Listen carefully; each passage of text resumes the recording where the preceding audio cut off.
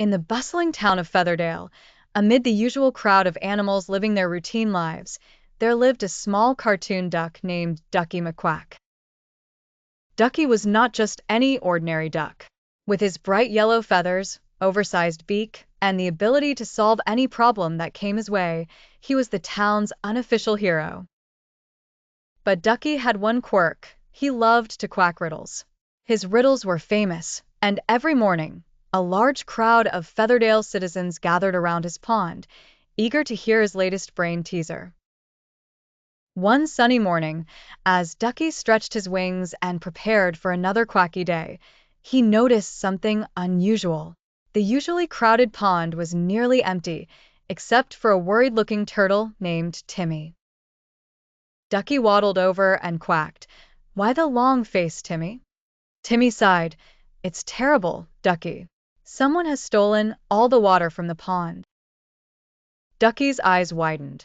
Not only was this a serious problem for the pond's inhabitants, but it also meant no fresh water for his morning bath. "Who would do such a thing?" he quacked. Timmy shrugged. "Nobody knows, but it seems like a real mystery."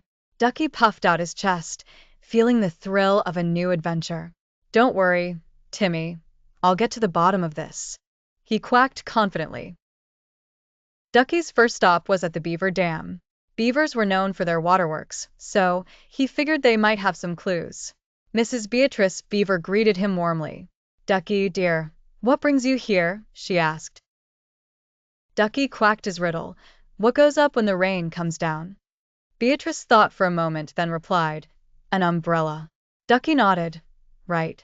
Now, do you know anything about the missing pond water?" Beatrice raised an eyebrow. "No, but I did see a suspicious-looking squirrel carrying a bucket this morning." Following her lead, Ducky's next stop was the old oak tree where Squeaky Squirrel lived.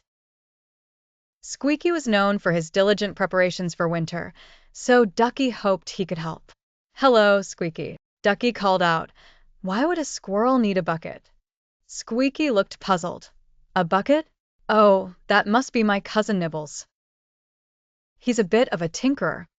Intrigued, Ducky followed Squeaky's directions to find Nibbles. When he arrived, he saw Nibbles working on a contraption that looked like a mini water fountain. "Nibbles, I need to ask you about the pond water," Ducky quacked. Nibbles jumped in surprise but then explained, "I only borrowed some water for my invention. I'm sorry, I didn't realize it would cause such a fuss." Relieved that it was just a misunderstanding, Ducky helped Nibbles return the water to the pond. The residents of Featherdale cheered as the water flowed back into the pond. Ducky stood tall and quacked, "Remember, everyone, sometimes the smallest clues lead to the biggest solutions." And with that, another quacky adventure came to an end.